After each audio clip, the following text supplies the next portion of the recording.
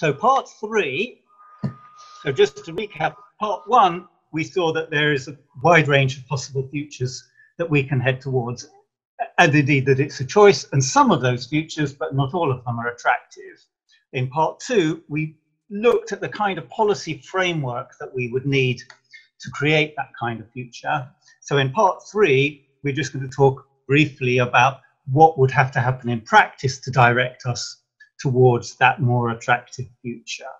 Perhaps surprisingly, the steps that we need to take are individually neither particularly complicated nor particularly radical. So the first action, and that's a build here, is what we've called a democratic reset.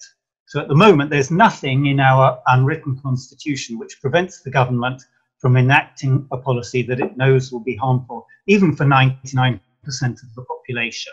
We simply take it for granted that they would never do that. But actually, the last 10 years should be enough to show us that we can't rely on that. We can't be confident that the government will always formulate policy that's good for the mass of the population. We need some constitutional protection. There are some other things that we need as well in the way of constitutional reform, in the way of checks and balances. So when I look at the US today, it really shows me how fragile democracy is, and how easy it is once you've captured one part of the establishment, how in the States, at any rate, they seem to be able to capture all the others. So, you know, the court system isn't really independent. The president can appoint the Supreme Court judges. They haven't got enough checks and balances. And I think all countries need to learn from that US experience. So a democratic reset, I think, would be an important step, an important foundation. The second action is self-evident. We need to base policy on facts, not myths. So for the last 10 years, the dominant policy in this country has been austerity. And that, as we discussed before, that was justified on the basis of the state of public finances, the level of debt to GDP, which we were told had never been so high. But you saw the graph. Actually, that's not a matter of fact, that's a myth. So there is no justification. We've had the dominant policy for the last decade has been based on myth, not facts. We need to get back to fact-based policy. The third action we've already talked about. That was this idea of formulating policy for abundance and solidarity, growing the pie and sharing it fairly. And that matrix that we saw, using that to make sure that we drive the balance of policy in the right direction. The fourth action follows from that, which is that we should invest wisely in the future.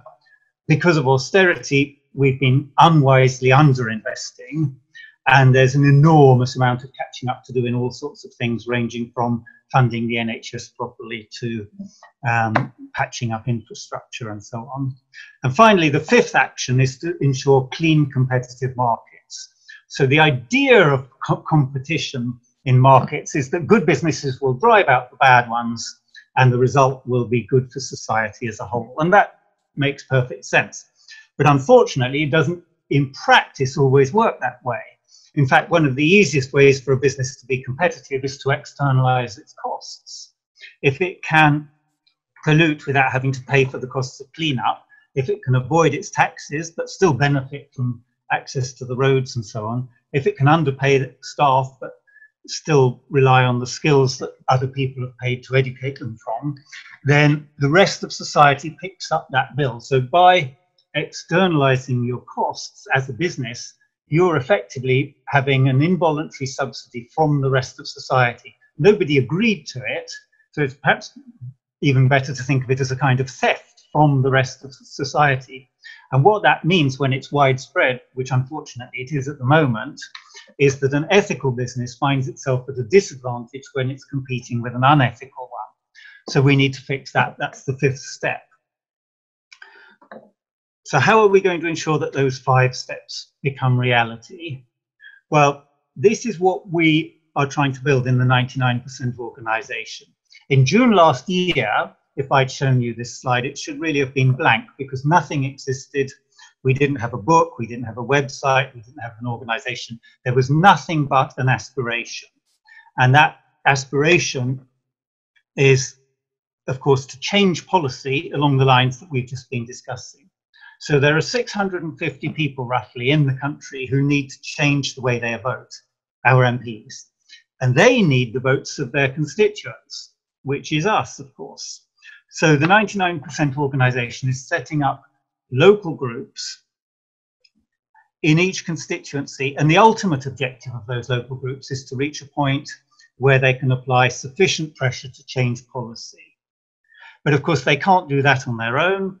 And so we're trying to put in place a number of pressure points that can help the local groups to make their points more effectively to MPs. So first of all, there is the book, which sets out in a lot more detail than I've been able to today, both the problem of mass impoverishment and the solution.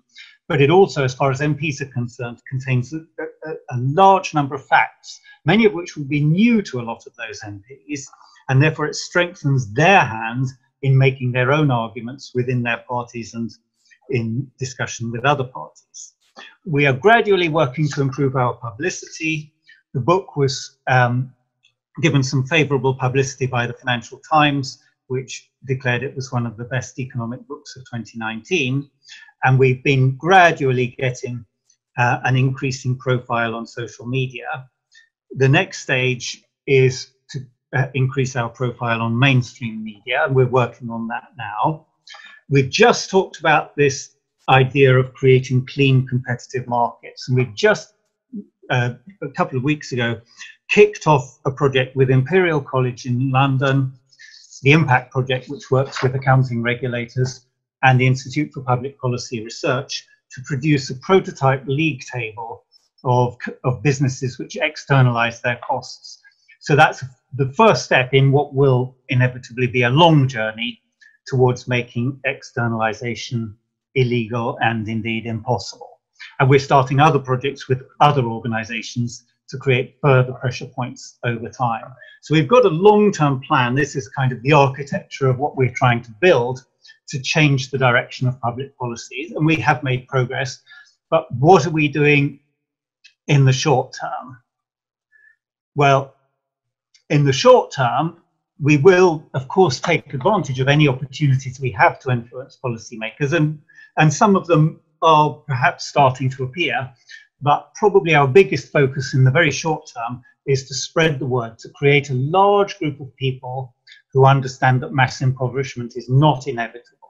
One of the main reasons that it's been happening is that we've all been persuaded, we've been told so many times there is no alternative to this current way of doing things, that we believe it is inevitable and we let it happen, because if it's inevitable, well, we don't like it, but we've just got to get used to it. But if it's not inevitable, then we can change it. So getting that message out there as far and as fast as possible is very important. And of course, in itself, that's an enormous task. But fortunately, the organization itself is growing faster. At the end of last year, we just managed to sign up around 100 members. But the membership is growing at about 15% per month. So today we've got over 300 members. And by the end of the year, we're aiming to have around 600 members. And those members have a very diverse range of skills and talent and experience. So as the organization grows, we become an increasingly powerful voice. So I'd just like to say thank you very much for all your questions so far.